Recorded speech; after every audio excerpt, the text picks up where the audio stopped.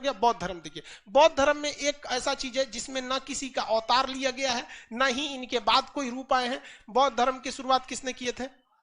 महात्मा बुद्ध। अब इनकी कुछ हम लोग कैसे देखते हैं, पहले पारिवारिक जीवन देख लेते हैं। तो महात्मा बुद्ध का जन्म कहाँ हुआ भैया? नेपाल में। नेपाल के किस जगह पे? लुम्बिनी में हुआ। इनके पिता का नाम शुद्धोधन। क्या था? शुद्धोधन। माता का नाम? माता महामाया। माता का नाम महामाया। माता जब जब महात्मा बुद्ध जन्म नहीं लिए थे ना, तो महामाया इनकी माता थी, असली माता इनकी महामाया थी। लेकिन वो एक हफ्ते, जन्म के एक सप्ताह में ही उनकी क्या हो गई थी? मृत्यु हो गई थी। मृत्यु हो गई थी। तो जब ये पेट में थे ना, तो ज्योतिषियों ने बता दिया था कि जो आपका बेटा होगा ना, ये बहुत क्रांतिकारी होने वाला है। बहुत मतलब क्या होगा? क्रांतिकारी होगा। तो पहले के ज्योतिष वगैरह एकदम जबरदस्त थे। तो शुद्धोधन की जो साली जी थी गौतमी, कौन थी? गौतमी। प्रजापति गौतमी। तो महामाया ने जब किसको जन्म दिया? सिद्धार्थ को। किसे? सिद्धार्थ। महात्मा बुद्ध के बचपन का नाम क्या था? सिद्धार्थ। महामाया ने जब सिद्धार्थ को जन्म दिया, तो पहले भी देखिएगा ना, लेबर पेन से बहुत महिलाओं की मृत्यु हो जाती। तो जन्म के एक सप्ताह में ही किनकी मृत्यु हो गई? महामाया की। तो इनका पालन पोषण किसने किया था? गौतमी। तो ये क्या थी? उनकी मौसी।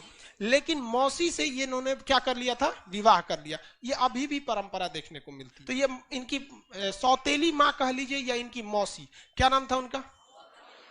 प्रजापति गौतमी। प्रजापति गौतमी। इनका कुल पूछेगा। कुल, यहाँ कुल का नाम क्या हो गया? शाक्य कुल। शाक्य कुल होने के वजह से ही इन्हें शाक्य मुनि कहा जाता है। शाक्य मुनि किसे कहा जाता है? सिद्धार्थ को। इन्हें क्या कहा? सिद्धार्थ।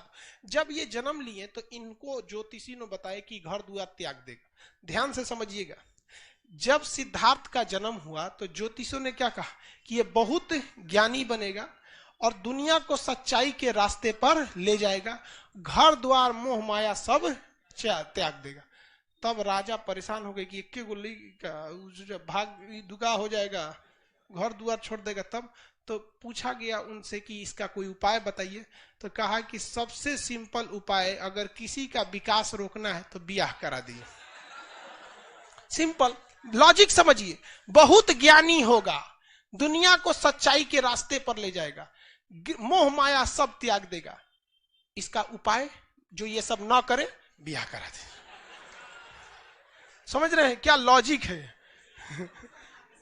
तो इनका क्या हो गया? विवाह हो गया। और 16 साल की एक बहुत ही सुंदर कन्या से इनका विवाह हुआ, जिसका नाम क्या था? यशोधरा। तो देखिए इनकी शादी किससे हुई? यशोदा। शादी विवाह बहुत ठीक ठाक से हुआ, सब कुछ सही चल रहा था। पत्नी में पूरा अजुराइल रहते थे। वो डेली सवेरे मेकअप करके बैठ जाती थी। पूरे ये खा लो, वो कर लो, ई कर लो, कबो मेहंदी लगाओ, कबो काजल लगाओ, कबो टकला हो, कबो चोटी करो, कुछ कुछ करते रहो।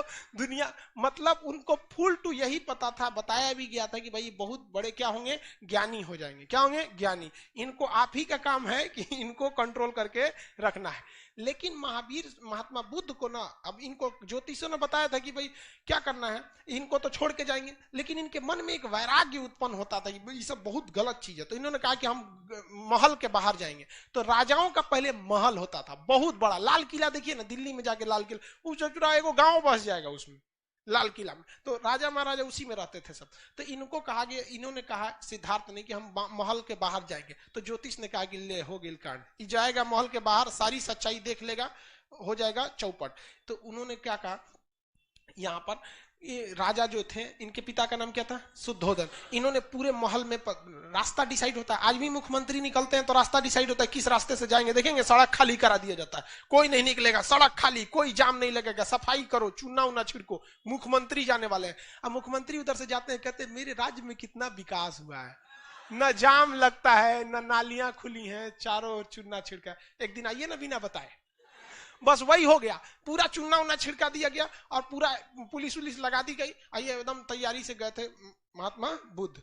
लेकिन संजोग अजब होता है कि वही में एगो बूढ़ा आदमी चला है, बीमार था, वृद्ध व्यक्ति, बीमार मतलब बूढ़ा था, तो बूढ़ा था, तो उन्होंने महात्मा बुद्ध ने पूछा अपने सारथी से, इनके घोड़ा का जो नाम था, नाम क्या था? कंतक। घोड़े का नाम कंतक, चेटक उनका था, और इनके सारथी का नाम था चन्ना। सारथी मतलब समझते हैं, जो घोड़ा को लेके हाँकता है, चल चल चल, तो सारथी का नाम क्या था? चन्ना। क्या नाम था? चन्ना। चन्ना, सारथी का नाम चन्ना। तो सारथी चन्ना से पूछे कि ये वो आदमी इसे झुक के काहे चल रहा है? तो कहा कि महाराज बुढ़ा गया है वो। कहा बुढ़ा गया, एकदम झड़ गया है रे, एकदम लुजुर पुजुर हो गया है, झड़ गया है। कहा कि महाराज सब आदमी झड़ जाएगा, ऐसे ही आप भी बुढ़ा जाइएगा। कहा हम बुढ़ा जाएंगे तो इतना उठपटांग लगेंगे? तो कहा हाँ। कहेंगे भाई सबको जाना है यहाँ से। तो उनको दिमाग में खटक गया कि भाई गड़बड़ है, तो हमारे बाबूजी हमसे छुपा के रखे थे। तब तक आगे गए तो एक बीमार आदमी मिल गया। तो कहा ये क्या हो गया है? तो कहा कि अब एकदम ये जाने वाला है, मतलब ये बीमार है, अब ये क्या है, इस दुनिया से जाने वाला है, ये अब चल नहीं पाता है। तो चन्ना कहा कि हमारा और आपका सबका यही दुर्दशा होने वाला है लास्ट में। तब तक और आगे चल गए तो कोनो को अर्थी उठ रहा था। कहा कि वो लेटा का है वो पे? कहा कि लेटा नहीं है वो, आपको लेटा लग रहा है, चल गया है वो। तो चल गया वहां पे। तो उन्होंने कहा कि सबको मरना है, सबको मरना है, आप भी जाएंगे, इस उद्धोधन भी जाएंगे, और आपकी जो महामाया थी ना वो चल गई, और ये भी जाएगी। तब बेचारा एकदम टेंशन में आ गया। एगो साधु को देखा, तो साधु से पूछा कि ई काहे बैठल है होगा? साधु योग के मुद्रा में बैठे थे, कोई मतलब नहीं, कपड़ा उपड़ा, साधु लोग का वेशभूषा कैसा रहता है वैसे। तो उन्होंने क्या कहा कि ई काहे ऐसा बैठल है? कहा कि ये भगवान के में मतलब भगवान की आराधना में विलीन है। तो कुछ पूछे महात्मा बुद्ध ने चन्ना से, कौन भगवान? जिसके पास वो लेटा वाला आदमी गया था, मतलब पूरे मर गया था, तो बताया ना चन्ना कि वो भगवान के पास जा रहा है। कहते मतलब वो भगवान के पास जा रहा है, उससे कनेक्शन लगा के बैठल है। तो उन्होंने कभी इस चीज को देखा नहीं था, तो इन चार चीजों को देखा तो उनके मन में वैराग्य आ गया, और घर आए तो टेंशन में आए, और यशोधरा से कहे कि देखना इस सब में कुछ ना रखल है दुनिया में। तो ये तो दिमागे ठनक गया, जोन बवाल के लिए हमको लाया गया था, बवाल आ गया इनके। तब तक पता चला कि यशोधरा गर्भवती। अब ये टेंशन में थे कि हमको घर द्वार छोड़ना है, और उधर से गर्भवती लड़का होने वाला था। इनको एकदम टेंशन था कि हम घर द्वार छोड़ देंगे, भाई जब बूढ़ा होना ही है, बीमार पड़ना ही है, राजा रहे चाहे फकीर रहे, बीमार पड़बे करेगा, गरीब होगा ही, मरबे करेगा, तो क्या जरूरत है झमेला करने का। तब तक वहां पे लड़का हुआ महात्मा बुद्ध का, तो नौकरानी सब पहले खुशखबरी लेके आती थी, जो पहले लाता था ना उसको कुछ गिफ्ट मिलता था, राजा वजा दे देता था सब।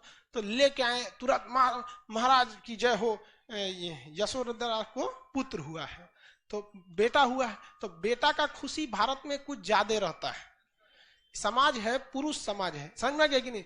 बेटी का अभी भी मतलब, अब तो शहरों में थोड़ा सा कम है, लेकिन गांव में अभी भी मान के चलिए, अगर किसी को एगो बेटा नहीं है ना, तो एगो बेटा के इंतजार में 9 गो बेटी पैदा कर सकता है।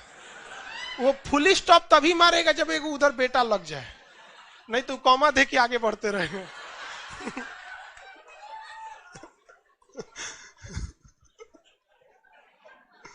तो इनका तो पहले में बेटा हो गया तो डबल खुशी थी। तो अब इनको बुद्ध भगवान को ले जाके बताया गया, महाराज आपको तो पुत्र हुआ है, नाम रखिए। तो कह दूर ससुर, तूने एगो तो हम घर छोड़े वाले थे, ये कहां से चला आया बैला कहीं का।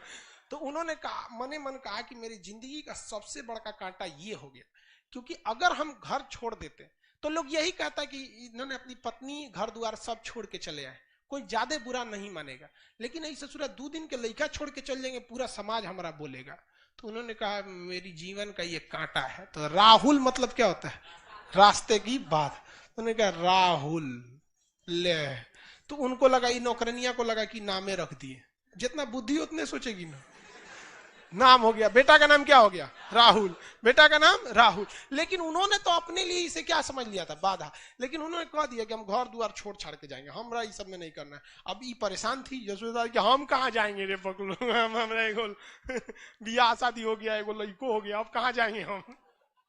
ये परेशान थी, बहुत मनाने की कोशिश की, लेकिन नहीं माने, घर द्वार छोड़ दिए। 29 साल की अवस्था में, कितने साल की अवस्था में? अपना घर द्वार को क्या कर दिया इन्होंने, छोड़ दिया। एक राजा के जीवन को छोड़कर एक सन्यासी की जीवन जीने के लिए इन्होंने सोच लिया। अलार्क राम से इन्होंने सांख्य दर्शन की क्या ले लिया, शिक्षा ले लिया। रुद्रक राम से इन्होंने योग दर्शन की शिक्षा लिया। लेकिन देखिए, सांख्य दर्शन की शिक्षा भले ही इन्होंने अलार्क कलाम से लिया था, लेकिन क्या अलार्क कलाम ने सांख्य दर्शन लिखा था? नहीं। सांख्य दर्शन किसने लिखा था? कपिल। अब ये तो समझ में आ गया। तो रुद्रक राम से इन्होंने क्या, कौन सी शिक्षा लिया? योग दर्शन। रुद्रक राम से योग दर्शन की। लेकिन कहेगा कि महात्मा बुद्ध अलार्क कलाम और रुद्रक राम, अलार्क कलाम से सांख्य दर्शन और रुद्रक राम से योग दर्शन, अलार्क कलाम और सांख्य दर्शन, इन दोनों में महात्मा बुद्ध जो थे वो रुद्रक राम को ज्यादा मानते थे या प्रिय मानते थे, या अलार्क कलाम को? तो रुद्रक राम को। किसे? रुद्रक। इसलिए जब भी देखेंगे महात्मा बुद्ध को योग के मुद्रा में ही आप देखेंगे। जब भी महात्मा बुद्ध की मूर्ति, यहाँ का मूर्ति, अच्छा शिवानी लेती गई, एक तो महात्मा बुद्ध की मूर्ति ला देना जी अशोक यहाँ पर।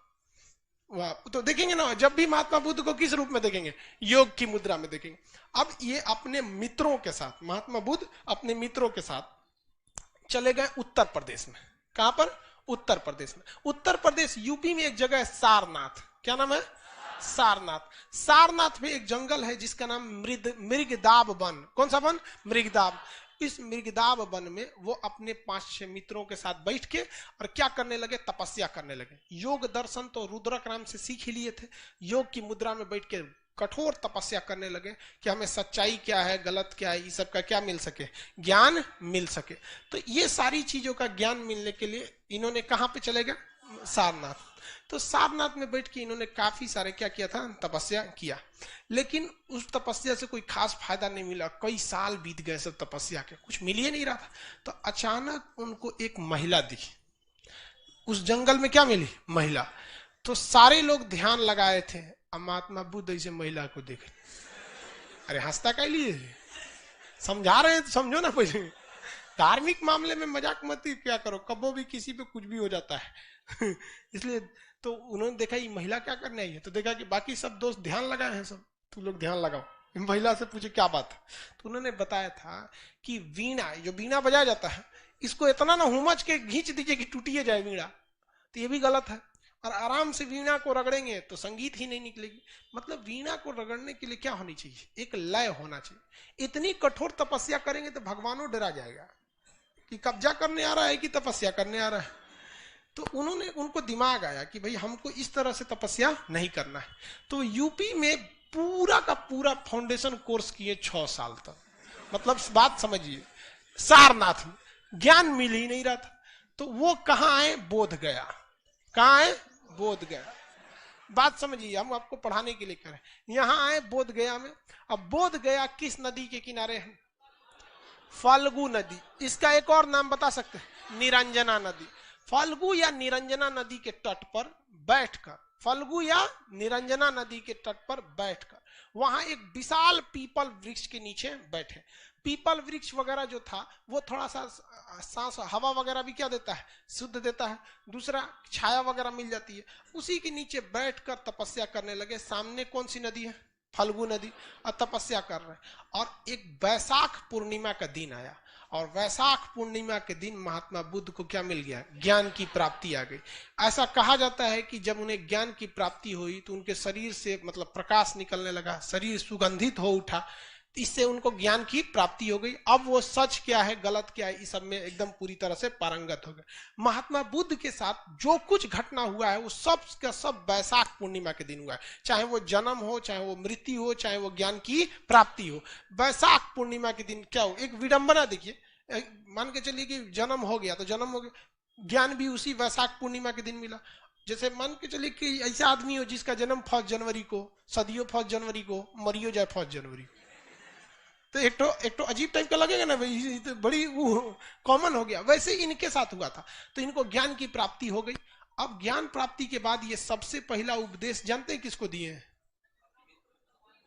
वापस गई सब, कारे बबुआ बैठले ले तू लोग, ज्ञान वगैरह नहीं मिला। देखो हमरा बिहार से गए थे, बिहार में ज्ञान प्राप्ति हो गया। और इन्होंने आके सारनाथ में उन्होंने क्या किया? अपना पहला उपदेश दिया। तो महात्मा बुद्ध का पहला उपदेश महात्मा बुद्ध का पहला उपदेश सारनाथ में। किस भाषा में ये उपदेश दिया? इनकी भाषा तो कौन सी? पाली। इनकी भाषा पाली। अभी भले पाली भाषा प्रचलन में नहीं है, लेकिन उस समय की सबसे बेहतरीन भाषा कौन सी थी? पाली भाषा। तो अलग अलग वक्त में भाषा थोड़ी थोड़ी क्या होती रहती है? चेंज हो जाती है। अभी इंग्लिश बोलने वाले को लोग आदमी थोड़ा इलीट क्लास का समझता है। तनी पुलिस स्टेशन में चाहे सरकारी ऑफिस में जाके इंग्लिश में 10 मिनट बतिया दीजिए ना, तो आधा कर्मचारी से रखने लगता है, महाराज अंग्रेजी बोला था, देखो ना उनका तो हमेशा थोड़ा थोड़ा समय में ना भाषा थोड़ी सी चेंज होने लगती है। तो इन्होंने कौन से भाषा में उपदेश दिया? पाली भाषा। और पाली भाषा में जब इन्होंने उपदेश दिया तो लोगों को वो उपदेश काफी पसंद आने लगे। इसी बीच इनको बुलाया गया, यूपी का ही एक जगह है श्रावस्ती। क्या नाम है? श्रावस्ती। श्रावस्ती उत्तर प्रदेश का ही, नेपाल से सट के जगह श्रावस्ती। श्रावस्ती में महात्मा बुद्ध ने अपना सबसे ज्यादा समय व्यतीत किया। बरसात के समय ये कहां चले जाते थे? श्रावस्ती में। और श्रावस्ती में जब ये उपदेश देने गए तो वहां एगो भयंकर डाकू रहता था, उंगली माल डाकू, काट के उंगलिया का माला पहन लेता था। घेर लिया महात्मा बुद्ध को। महात्मा बुद्ध को क्या कर लिया? घेर लिया। कहा कि आप तो तरो काट देंगे। तो महात्मा बुद्ध कहे काट दो। कहा कि ये अजबे आदमी है, करे काट दो, डराइए नहीं रहे। तो कुछ भी बोलते रहे महात्मा बुद्ध। महात्मा बुद्ध ने कहे कि महात्मा बुद्ध से उंगली माल ने क्या कहा कि तुमको डर नहीं लग रहा है? तो महात्मा बुद्ध ने कहा डर हमको नहीं लगता है, डरे तो तुम हो। कहे कि एकरा देखो अलगे लेवल का है, कटाने के लिए सामने रेडी पड़ल है, करा डर तो उन्होंने कहा कि कैसे? उंगली माल ने कहा कि कैसे हमको डर लगता है? तो महात्मा बुद्ध ने कहा कि हम जब चाहे 24 घंटा जहां चाहे जा सकते हैं, मुझे कोई डर नहीं, इवन तुम्हारे आगे भी नहीं। लेकिन तुम जब भी निकलोगे रात में निकलोगे, भीड़ भाड़ में नहीं निकलोगे, समाज में नहीं जाओगे, वरना पकड़ के लोग चूर देंगे तुमको। ये बताओ डर तुमको कि हमको? तुम जो अपना कमाए हो उसको बचाने के लिए तुमको दूसरे लोगों पर हत्या करना पड़ेगा अपना दबदबा बनाने के। मुझे कोई जरूरत नहीं। बड़ी लंबा चौड़ा 2-2.5 घंटा उपदेश दिए थे, वो रात के 2 बजे घेर लिया था रतिया को आके। डाकू को दिन में थोड़े आएंगे, सुतल थे उठा लिए, चलिए उंगली माल देख रहे हैं, आप ही जैसे लोग का उंगली है। तो उंगली माल डाकू को उपदेश दिए। बाद में उंगली माल डाकू भी क्या हो गया? महात्मा बुद्ध का क्या हो गया? अनुयायी हो गया। महात्मा बुद्ध अपने सबसे उनका कहना था कि हम जो कहते हैं इस पर कोई भी विश्वास न करो, बल्कि इसे तुम अपनी तर्क की कसौटी पर, तर्क मतलब होता है अपनी खुद की बुद्धि पर, तर्क की कसौटी पर देखो क्या ये सही है या नहीं है, मतलब खुद से सोच के देखो। तो महात्मा बुद्ध बहुत फेमस होते जा रहे थे। उसी बीच वो दान उन लेने के लिए जहां तहां बैठे रहते थे। भाई भिक्षा, इनका मुख्य कहना था कि ज्यादा कमाओ मा के मत रखो, भिक्षा वगैरह लेके क्या करते हो रख लो, अपना भिक्षा जितनी है अपनी भिक्षा से ही अपना जीवन यापन करो। तो जाते थे तो बहुत लोग उनको उपहार देते रहते थे। एक दिन एक गांव में गए तो एक बुढ़िया उनको उपहार दी, और वो जानते कौन उपहार दी? जूठा आम। मतलब बताइए, उतना बड़ा भगवान को आप उपहार दे रहे हैं तो कम से कम एगो सल्लग दे दीजिए ना, खड़ा। सल्लग नहीं समझता है, गोटे कंप्लीट मैंगो 1 पीस, सीबीएसई वाला है। तो कम से कम एक आम देना चाहिए, आधा आम दे रही वो जूठा। और जब सारा हो गया तो महात्मा बुद्ध से पूछा गया कि आपको सबसे ज्यादा कौन सा उपहार पसंद आया? तो महात्मा बुद्ध ने कहा था कि जूठा का आम हुआ। तो लोग जो सोना चांदी दिए थे वो कहने लगे कि अब सठिया गई लोग, उनके जूठे आम पसंद है। तो उन्होंने क्या कहा था कि जो आम जो बुढ़िया ने दिया है इसने अपना सब कुछ दे दिया, इसके पास कुछ नहीं है, और जो तुम लोगों ने दिया है वो अपनी टोटल संपत्ति में से कुछ दे दिया है यहाँ पर। और हम लोग को विचारधारा देखिए, हम लोग अपने टोटल संपत्ति का, जितनी संपत्ति रहती है, मान के चलिए जिसके पास 100% संपत्ति है, इसका वो भगवान को कितना देता है पता है? 0.0001% भी नहीं देता है। देखते हैं 0.01% भी नहीं देता है, 200-500 चढ़ा देता है, और सोचता है कि भगवान हमको वीडियो कॉलिंग पे हमारी समस्या सॉल्व करे। अरे सोचा कहीं का, इतनी सा में तो भगवान को ब्लैकमेल कर रहा है। तो इन्होंने कहा था महात्मा बुद्ध ने कि इसने अपना सब कुछ क्या दिया, हमको समर्पित कर दिया। आनंद इनका सबसे प्रिय शिष्य था। इनका सबसे प्रिय शिष्य क्या था? आनंद नाम था इनके सबसे प्रिय शिष्य का नाम। आनंद बहुत प्रिय शिष्य थे। एक इनको ना एक बहुत बदमाश लड़का था, गाली उली देता था महात्मा बुद्ध को। तो एक दिन महात्मा बुद्ध के स्टेज पे बुलवाए, गिरे इधर आओ, गरिया रहा है तुम हमको? कहा हाँ। तो यहाँ बगल में खड़ा करा, कहे तो गरियाओ। 1 घंटा गरियाया महात्मा, और गरियाओ। 2 घंटा वो थक गया गरिया के, कहा कि अब गाली खत्म हो गया, थक गए हैं। तो महात्मा बुद्ध ने कहा कि देखो, मान के चलो कि हमने अपना कोई सामान तुमको दिया और तुम मेरे सामान को लेने से अगर इनकार कर देते हो तो वो सामान किसका होगा? तो उसने कहा कि सामान आपका था, हम नहीं लेंगे तो आपका हो जाएगा वापस। तो कहा ठीक है, जो तुम्हारी गालियां हैं ना हम नहीं ले रहे हैं। ये गाली किसकी हो जाएगी? कहा कि गुरुजी तो सब हमार हो जीतो। तो महात्मा बुद्ध का बहुत बड़ा क्या हो गया? चेला हो गया। लेकिन ये आनंद महात्मा बुद्ध से कहता था कि महाराज खाली आप ऐसे साधुअन को लेके घूमते हैं, महिलाओं को भी शामिल कीजिए। बदमाशी बहुत करता था। अरे भाई देखिए, आप इस चीज को ना अन्यथा में नहीं लेंगे। तो महात्मा बुद्ध का है, महिला उला को शामिल मत करना, महिला को शामिल करोगे हमेशा परेशान रहोगे, टाइम से आएगी सब नहीं, बैच चालू होने के बाद आएगी सब, तो परेशान होके रह जाएगा। कितना समझा के रख दो, टाइम से नहीं आएगी सब। वैसे ही भाई उनमें साधुओं की सभा होती थी, सब साधु अपने में ध्यान में रहेंगे। लड़की सबका लेट कौन सी में होता है? हाँ, लड़का का कभी लेट होता है? नहीं, वो तो लॉज में निकलने के बाद बटन बंद करता है। बाल उल्टी करे, चल चल। रूम से निकलेगा तब चप्पल पहनेगा, इसे फंसा के चल दिया। वो सब ना, अरे बाप रे बाप, क्लास भाड़ में जाए, क्लास जरूरी थोड़े, कब वो हो सकता है। तो महात्मा बुद्ध शुरुआत में महिलाओं को बौद्ध धर्म में समाने के लिए तैयार नहीं थे, लेकिन ये बार बार कहता था, आनंद महाराज जरूरी है, समझ नहीं रहे हैं आप। तो महात्मा बुद्ध ने कहा ठीक है चलो, अब महिलाओं को भी बौद्ध धर्म में शामिल कर लिए। महिला लोग चाहे वो लाइव में है चाहे यहाँ है, ये बात जरा ध्यान से समझिए, हम नहीं कह रहे, महात्मा बुद्ध कह रहे हैं। जब महिलाओं को उन्होंने प्रवेश करने की अनुमति दिया तो उन्होंने कहा कि अब बौद्ध धर्म ज्यादा दिन नहीं चल पाएगा। ये हमारा कथन नहीं है, ये महात्मा बुद्ध का कथन है कि अब बौद्ध धर्म ज्यादा दिन नहीं चल पाए। आप इसको गौर से देखिएगा, एक महिला जो रहेगी ना, उसका झगड़ा जानते किससे होगा? अपनी सास से, कभी ससुर से नहीं होगा, क्योंकि उस ससुर उसको टॉर्चर नहीं करने वाला है कोनो बात में। सास जो रहेगी बेचारी 11 बजे सूत के सोई है, काम वाम करके पतो ओके 4 बजे कोच के उठा देंगे, बबनी उठ चाय बना। अरे बेचारी 4 बजे का करने के लिए खखुआई लगेगी तो मैं झाड़ देगी, बुढ़िया कहेगी ना। उसका झगड़ा हो जाएगा अपनी मतलब देवरानी से होगा, देवर से नहीं, जेठानी से होगा, भसुर से नहीं।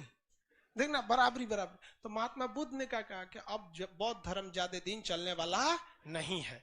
तो ये महात्मा बुद्ध के कथन थे, और आगे जाके ऐसा हुआ भी, ज्यादा दिन बौद्ध धर्म नहीं चला। लेकिन अब क्वेश्चन में हिसाब से रखेंगे, पहली महिला कौन थी? प्रजापति गौतमी। बौद्ध धर्म में शामिल होने वाली पहली महिला प्रजापति गौतमी। दूसरी महिला हाजीपुर जो जगह है वहां, वैशाली, हाजीपुर मतलब समझ रहे हैं ना, वैशाली, वैशाली की एक डांसर थी आम्रपाली। हाँ